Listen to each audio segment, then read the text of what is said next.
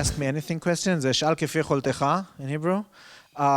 So for those of you that do not know our speakers, we have Avishai, J. Paul, and Sabina. And Avishai and J. Paul are consultants for many, many years. I personally know Avishai. That's the first thing I did when I was hired to a startup is call him, and then we're still going over your notes, and and Sabina is an expert in training and consulting of communication best practices. And I can also tell you that Avishai and J-Pool Reed, most of their job is like, do we need a load balancer? And then they say yes, and you also need to do something about your culture, right? So they're all experts in, in somewhere in the gray area of what is DevOps. So you get for free consulting, which usually would cost you a lot of money, I know. And so, and we also have 5 notebooks for the first best 5 questions. So just fire ahead. We have a mobile microphone somewhere. So just raise your hand and we'll...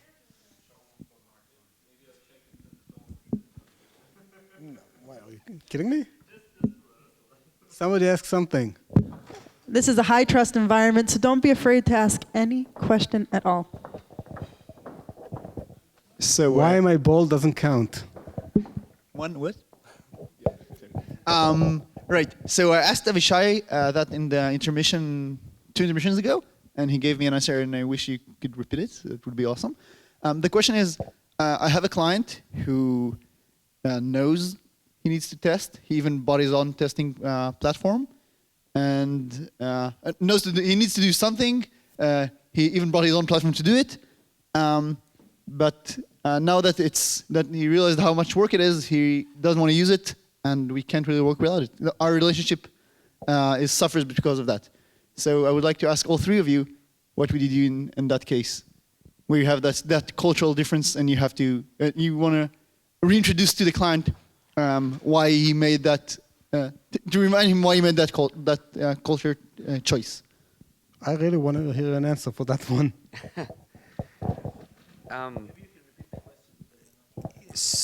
That's good. The question. So I'll give you the use case.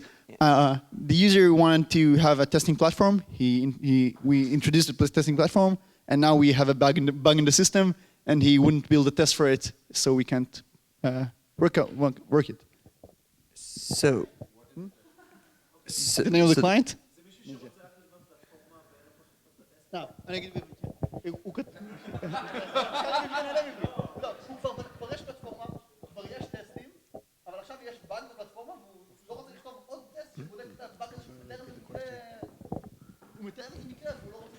So if I got this correctly, you have a client, he wrote a program, he wrote some tests for it. Yeah. He has a bug, but is not willing to write a test for that bug. Right. Okay, and you can't convince him to do that. Yeah, and so we can't solve the bug because we don't have a test that fails. It's all anecdotal. Yeah, I don't know. Because that's what we did the last 3 times, and it becomes a problem. Now it's a problem. So the interesting thing about that particular case is they already bought in, the client already bought into the testing framework. They paid money for it. So there's something else going on there, to my mind, about why they're on board, right? You didn't have to sell them on that. As a weird example, so I'm going to give you the consultant answer if it depends. I don't know, right? But I will tell you this: a lot of times, and I've started paying more attention to sort of the dynamics of things. I was working with a client once, and this is kind of very client specific, so we can talk about things that aren't consultant related. But there was a particular tool, and it was a startup. They were very happy with it. I was working with them on it, and then they hired a manager and a new mid-level manager, and that manager came in, and the way that manager established themselves was to rip everything out and put in their own thing, because that's the way they were I am the now alpha manager and managing this team, and look how much I'm doing. Now, what was interesting to me about that particular thing is before it was a CI/CD type situation. Before the code commit would go in once and you'd get a build out the end. When he bolted the stuff on without talking to anyone, just to show how smart he was, they were doing something like the same commit got built 8 times. because he didn't talk to anyone, so he was replicating work that was being done. So the point of that story is that I would imagine there's something else going on. Maybe for that client, it's like there's something related to their focus, so they aren't caring as much about testing because maybe they're worried about metrics or something like that. So I look for what else, because you already sold them on it, so there's something else going on. Yes. Yeah. Yes, I think the problem is somewhere else, and the only thing you can do is really talk honestly about what's going on, honestly what you think about it, where you have your problem and what you feel about the situation, and ask why they act this way, and try not to stop asking questions, and listen very well. Listen what is beyond the simple words, and try to ask beyond those words. One quick thing I'd add to that is that I like your point about keep asking, because one of two things will happen. They hired you for a reason. If you keep asking, they will stop returning your phone calls and emails, which means it's a proxy for we don't want to work with you anymore, which as a consultant happens for lots of different reasons. But if they still sort of engage, but in weird ways, that gives you a lot of information too. I mean, I've seen a lot of like, you don't really fire a consultant, but they're just like, here's your last thing, and then you can't get anyone to reply to your emails, and you're like, okay, well, yeah. Do you communicate via email, via phone, or face to face? What do you do?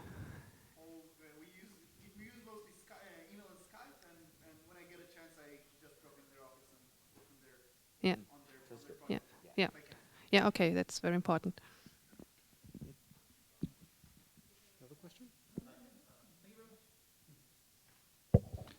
Okay, so since I got 3 consultants on the same stage, so I would like to know if ever in your consulting career have you given like a bad advice or an advice that you like regret giving later, and what was the ramifications? All my advice is awesome.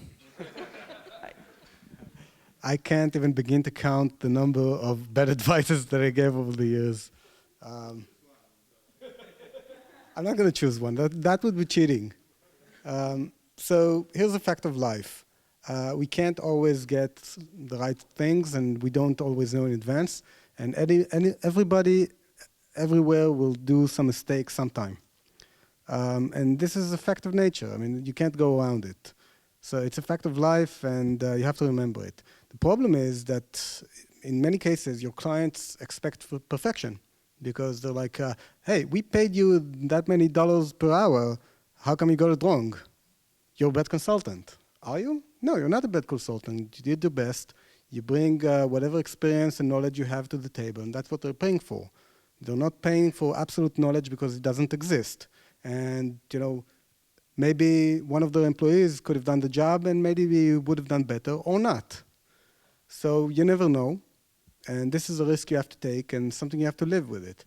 If your clients are grown-ups, and we all hope that they understand this. If they don't understand this, it's your job to explain. And ultimately, it's about trust. If your client trusts you, if you build trust with them, then they trust that over time they will get results. I would say, because I don't think all my answers are awesome, or perfect, I should say. They're all awesome, but not perfect. The mistakes that I've made generally tend to be around, I provided a technical solution that I've seen work for other teams, but I didn't understand the people dynamics and the team dynamics and the system dynamics with the actual humans doing the thing. And so it turns out that the technical solution that worked for 3 companies in a row before them doesn't work for this company because their team is structured slightly differently, or it turns out that the lead from team A doesn't literally does not like the lead from team B. And in other situations, those teams worked swimmingly together. So the technical solution was fine. So that's just for me, coming up with better heuristics as a consultant for like that solution won't work for those set of people. And then, the best relationships you can go and say, I see you're having a lot of trouble and I don't know why, because this has worked before for other teams. So let's work on that together. And I find that if you frame it that way, as in I can give you all the situations that it's worked, and I'm trying to parse why it's not working for you, they appreciate that. Because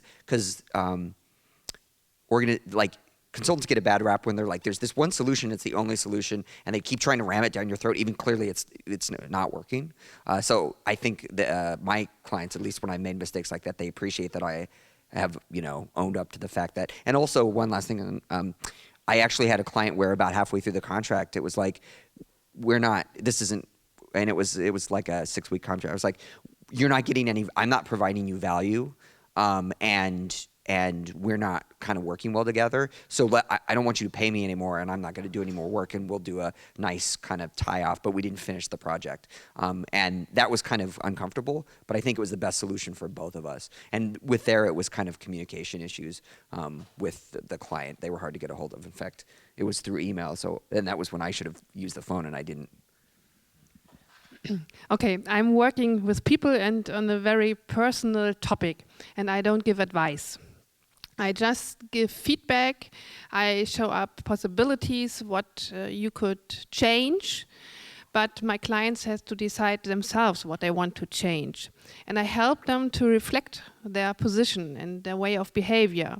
So it's a process that after my job, they are able to reflect themselves and to try to improve themselves and do not need help all the time, just in special situations.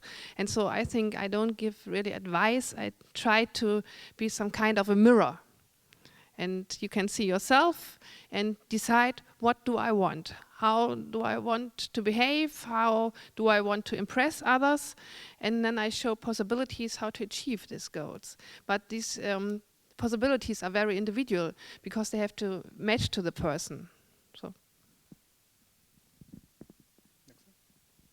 Okay, so a friend of mine working for a company, a joke. So we have a problem with explaining developers why they need to write tests. Okay, so it's not in common practice. They're thinking they're not writing bugs. The code is running from the first iteration. And this problem is like, it's starting from up bottom. So it's not just developers, it's team leaders that believes it's not so important. So for example, we can write the code and only then write tests for this code, not just in time. And it's kind of hard to us to understand how to initiate this process so they will push back business in right places to provide the time for making this happen. So if you have any experience to explain how to do it right or any experience in this field. So that's actually a very big problem in many places. And it's not only tests, it's a lot of other stuff. First of all, over the years, we've built a very bad culture of developers segregating their jobs to stuff that they'd like to do and stuff that they don't like to do. Like tests is a part of development, but it's a part that they don't like to do. So suddenly it's not their job. And we played along with it. And in some companies, we allowed them, the luxury of doing only the stuff that they like. And now it became a problem. And how do you get rid of this problem? That's a very long process of retraining everybody. So the first thing that you have to do is to show them the value of tests. And that's a very delicate thing because you have to start momentum. So you have to write some tests that show people that there is value there to get them to try it. Then when they try it, hopefully they have a good experience with it, and over time it builds momentum. So it's a very delicate thing. You can't force people to write tests because then they would be against it.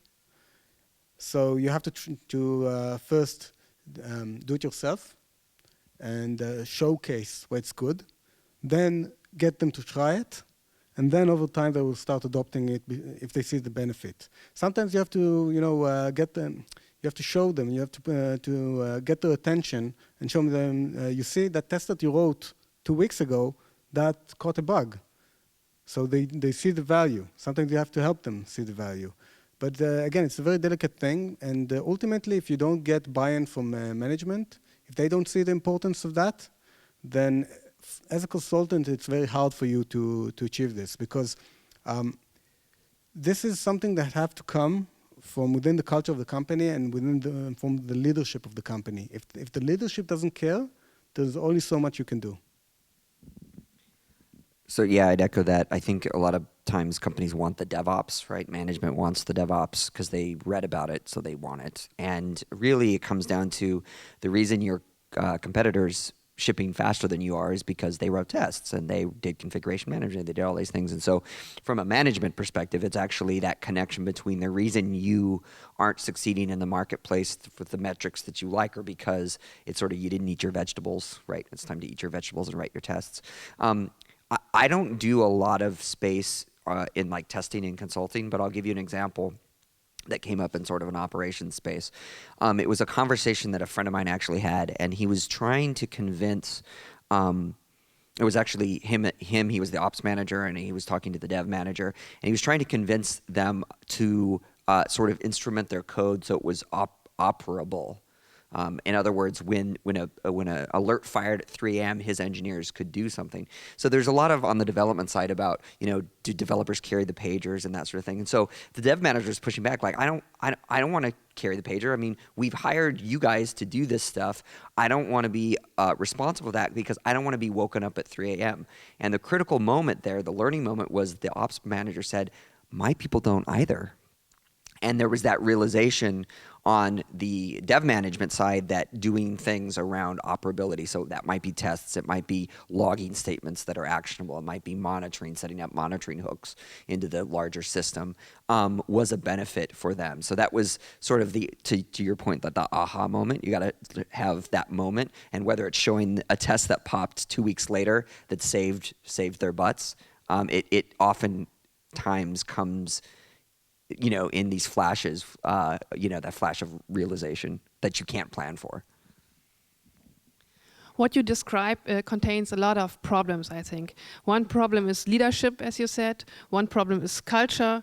One problem is responsibility. And another huge problem is changing things I have always done this way, and now I should work in another way. That's very hard. We have to leave your comfort zone. And nobody wants to leave his comfort zone just because someone says this, yeah. And to convince somebody to leave the comfort zone needs a lot of work, and it needs a lot of good examples. And for me, if you want to establish a change in a team, it's very important that the team lead is a good example and shows that a change is possible. And what comes out of the change, not only out of the change for the company, but out of the change for each single person. And another question is, do they really feel responsible for the company's success? Or are they just going to work to earn their money and go home and leave everything? So the part of culture, am I really a part of the company? Do I feel as a company? That's all very important for the process of change. One more thing I want to say that I think that all those questions revolve around is that this is not the job of consultants. Change has to be led by someone from within the company. When a consultant is advocating change, he's an external agent. This creates animosity within the company, and is not well accepted, not as well as when somebody from within advocates it. If somebody from within advocates it, then he owns it, he is responsible, and it's his prerogative and right to advocate that change. You as a consultant, you don't have that right. You don't wake up with you don't carry the pager, you don't suffer the results, you're not going to lose your job if the company goes out of business. So I don't think you should expect those things from consultants. You should try to find somebody within the company to lead that change. So,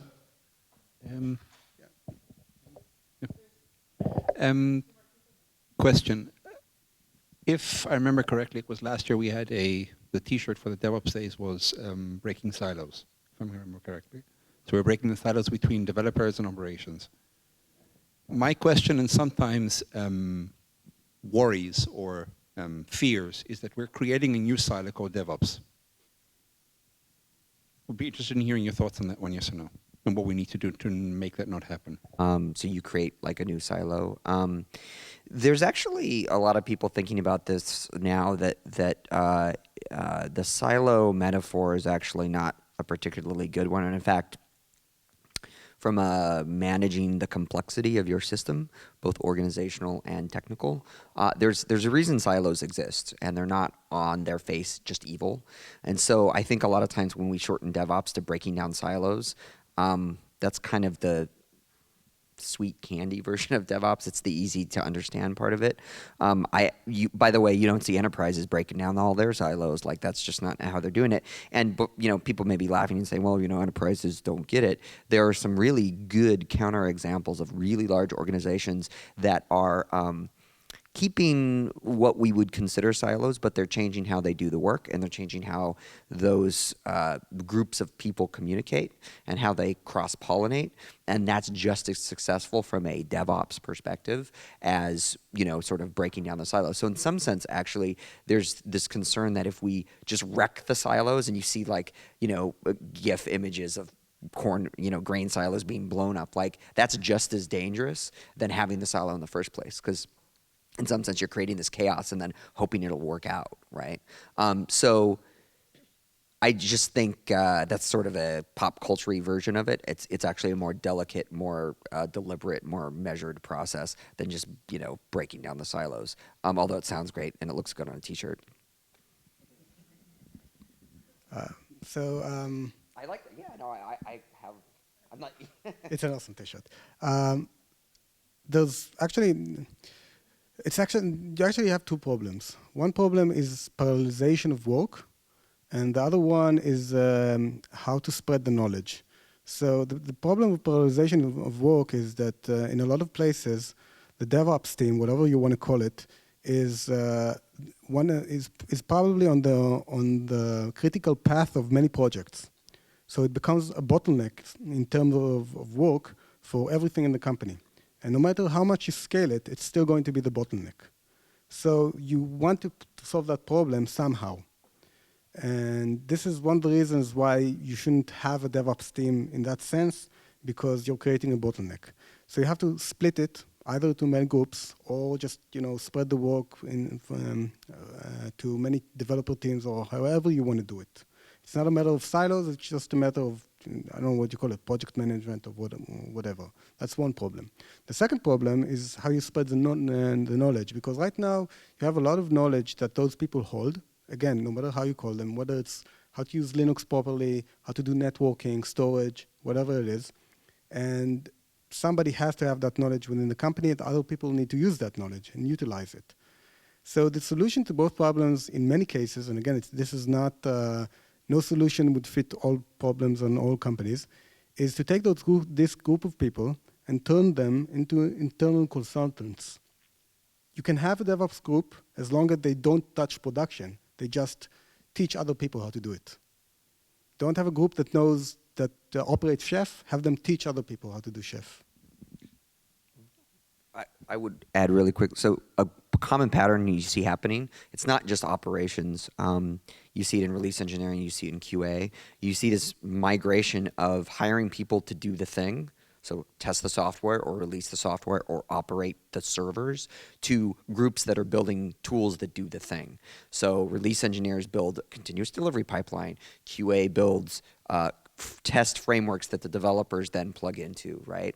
The DevOps team, which is an operations team, they're doing things like maybe internal cloud or compute resources that developers can use, and maybe they're sort of managing the servers, but the servers are connected to the continuous delivery pipeline. So they don't really care what comes off the pipeline.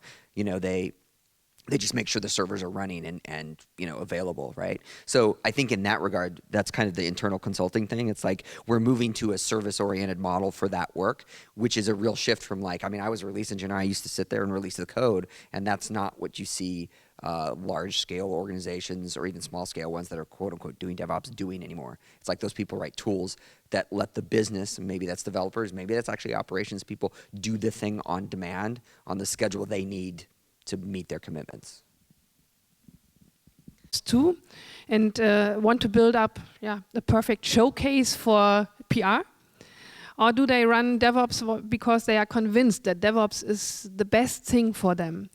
In the whole range, not only the tools, not only the fast production, also the philosophy which is concerning the people in DevOps. And when you drive DevOps because you are convinced that it is the best method for your company, for your team, I think then silos or walls are no longer a topic, because that's the very essential of DevOps.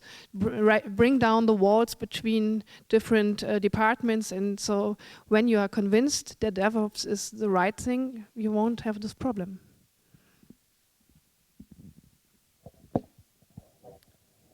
Okay, so less optimistic question. I suspect that DevOps brings with it also a new challenge, which is distributing the germ of burnout across all teams. So first of all, how do you think it's possible to inoculate against it? That's one thing. And the second thing is another sickness of DevOps, is the hero syndrome. How do you deal with people who already have it? Wow, those are tough ones.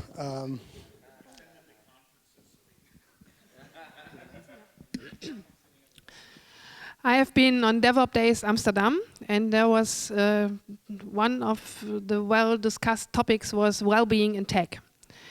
And the part of burnout in tech industry is not only in DevOps there, but I think the question of culture, of talking with each other, of going into different departments and trying to solve problems together is a very important thing to feel a lot better in your work.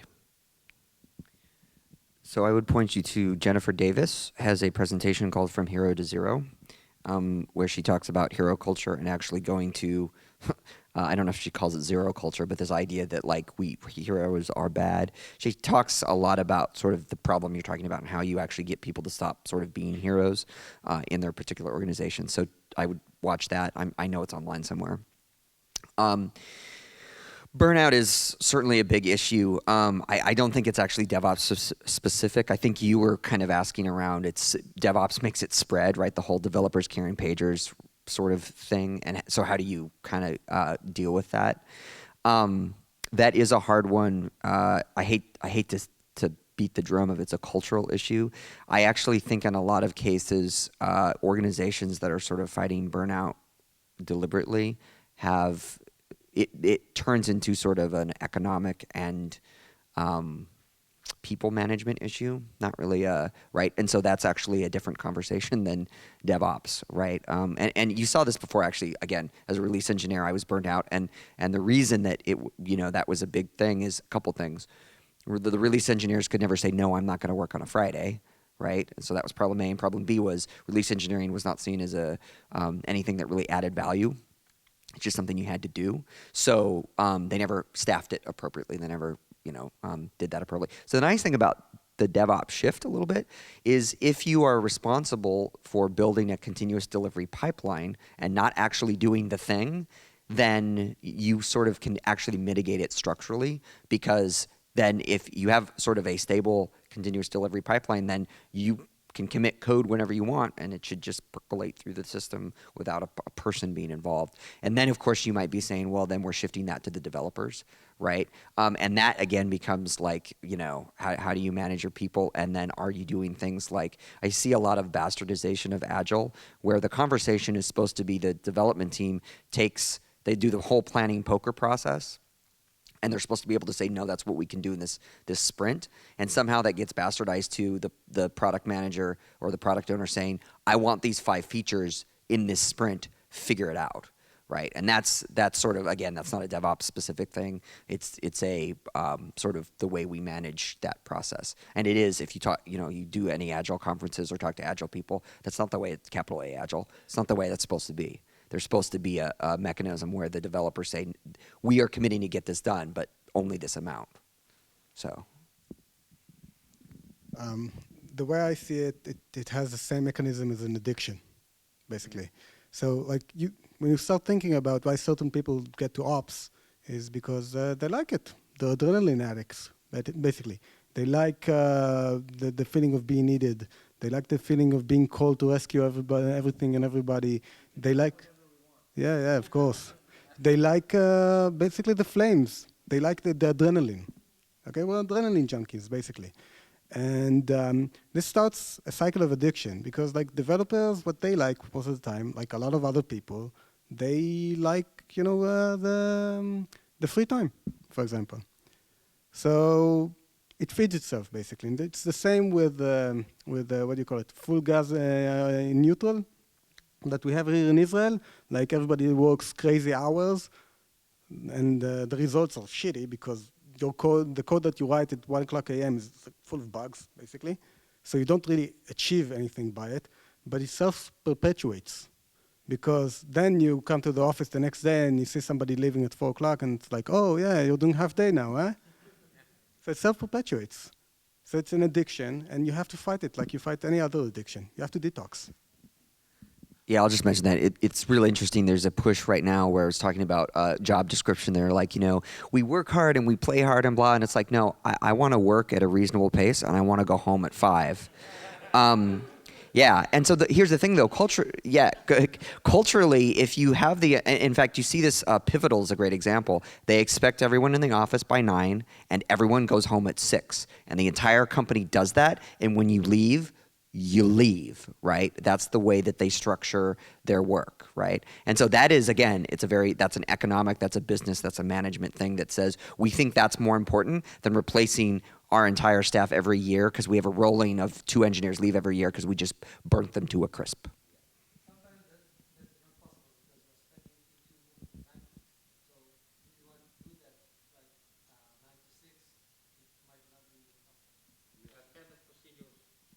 Yeah, there are companies that do that. In fact, if you've got different zones, depending on what it is, like if it's an ops context, that's even better. There's actually no reason that the people in the different time zones should be working their evenings because you've got coverage in Ireland or Bangalore, or I'm naming places where those teams happen to be co-distributed. But Hi. So I'm glad you brought up the whole working methodologies and mindset because I wanted to ask about in the whole DevOps realm, a lot of the tasks are proactive, like you're planning or implementing something new, improving your environment, but a lot of the tasks are you're just reacting to something, which makes it a bit different, difficult to plan out your work and follow agile work methodologies. So I was wondering if you've seen companies that do that really well, that they plan out their sprints and still incorporate the new stuff and maintenance, if you will. Are you talking in the context of an operations team or a DevOps team? Yeah, well, okay. Yeah. Okay. Are you familiar with Kanban?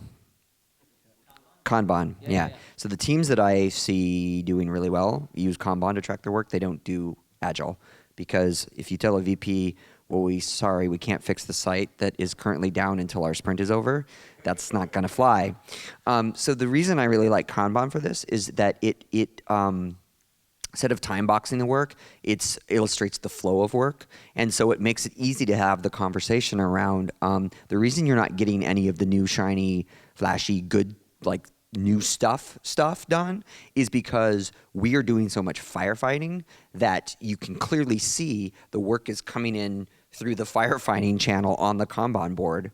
and all of the work that we thought we were going to get just gets piled up, right? And it's visually, it's very easy to see.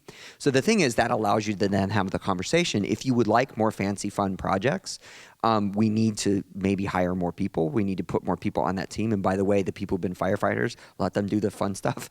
And actually, well, the reason the firefighting stuff is great training for the people coming in, as long as you don't immediately burn them to a crisp too.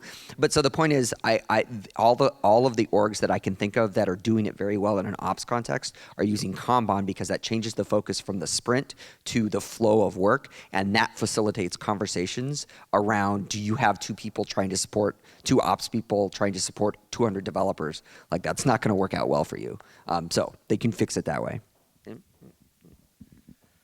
So I don't think that there's a big difference in that regard between ops teams and development teams, because like the ultimate goal of Agile is flexibility. And the cycle of work that you have in Agile, maybe 3 weeks or 2 weeks, doesn't matter, but the cycle is the same. You look at production, you get feedback, you see a problem or something that you think you could do better, and you go and fix it or make it better. It's not really different than what we do in ops. The only difference is that it's shorter time frames. And even in the context of development teams, you still have work that is unexpected. Maybe somebody found a bug and then suddenly you have to fix it. It's still unexpected work and unplanned work. So in operations, part of what you can do is you can segment your team to people. You have one lane for unexpected work that you keep like off the board. And this is a person or persons who are available like immediately for anything that happens. Maybe it's an emergency or somebody just popping into your office and says, "Can you help me?" For whatever it is. And you can do the same in your development teams as well. You just keep some of your capacity for unexpected events. The real problem, yeah. So you should probably save more than 20%. So that's. The real problem here is that a lot of the jobs that we do, even in development or anywhere else, is not actually on the board. It's not in any ticket. It's not written anywhere. So if you plan your capacity for 100% or 80% of what's on the board, you're already over capacity. This will be our last question. So I will just add one thing to that. So I've seen a lot of teams do that, and if you have a really disciplined team, they can get away with it. Part of the problem, though, is people start to game that. They're like, well, you've got 30% capacity. This feature is really important, right? And so I don't, the hurdle that I've seen with that is people carve out the time and they think they can predict the future, as opposed to having a conversation about reality. It could be that in a particular operations context, everything went down and 100% of your quote-unquote capacity went to firefighting. And so I just like the fact that we're talking about reality, not trying to plan that we're carving out time for one person when maybe the whole team gets yanked. By the way, did you have anything to add to that? Okay. Although there are no notebooks left, I'm still going to ask the question. I'll be fine. What's your take on the knock versus no knock debate? On the what? Knock. Sure. Yeah. Knock is bullshit. There, I said it. Knock is bullshit. I'm going to say it again. If you have a knock, then A, you're doing it wrong. B, you're lying to yourself. So is that a big debate here? I didn't know that was a debate. And I don't mean that flippantly. So, right. So, well, actually, to make sure. So you're talking about like network operations center, like a data center versus all cloud? No. Everyone does operations. We have dedicated teams 24 hours. Network operations center. Oh, like a NOC center. Oh. Okay. I don't know that I have an opinion on that. I think it is dependent on, like most things, this is a very consultant answer, it's dependent on your context. I know that Netflix, in fact, Arup and I were talking about this, got rid of their NOC, and that was a big transition for them, and they replaced it with kind of, they call it business insight, and they tackled it differently. I will say this. I have seen large companies that have a NOC, and it's because the NOC is in this weird siloed thing. So they deal with a bunch of stuff that operations, because NOC in their world is different than operations. So they are like another silo, and then you see all the problems, right? So if you integrated them, right, they wouldn't have that problem. So my point is that I know there are big companies that have a NOC and it works swimmingly, and they have integrated that quote unquote silo with all the others, and it works fine. And by the way, we're talking about the scale of Facebook, so you know, and I'm not saying Facebook does this, I don't actually know, but for them it makes sense to sort of have kind of a more overall eye on what's going on, but they may pull in people or whatever. So I think it's dependent on whether or not you think you can do it well as an organization, whether or not you have the data to show that you can do it well, and also whether or not it's serving you well. I mean, in the Netflix case, they got rid of the NOC because it's all in Amazon now, so like why would you have one? So I would say it's context dependent. I don't tend to have really huge opinions on a lot of things, except if you provide more context. So if you're like, we're a 10-person startup, should we have a NOC? Then yeah, probably not. But if you're, Facebook or Google, maybe it makes sense for them to have a NOC. Yeah. I'm going to elaborate my answer a bit. I've never seen a NOC that justified its cost. Never, ever. I've seen a lot of broken NOCs. They have regulation. They have to have a NOC. It's not a technical. It's not an engineering issue. It's a regulatory issue. It's completely different. But if you're asking me as an engineer, I've never seen a NOC that justified its cost. Never.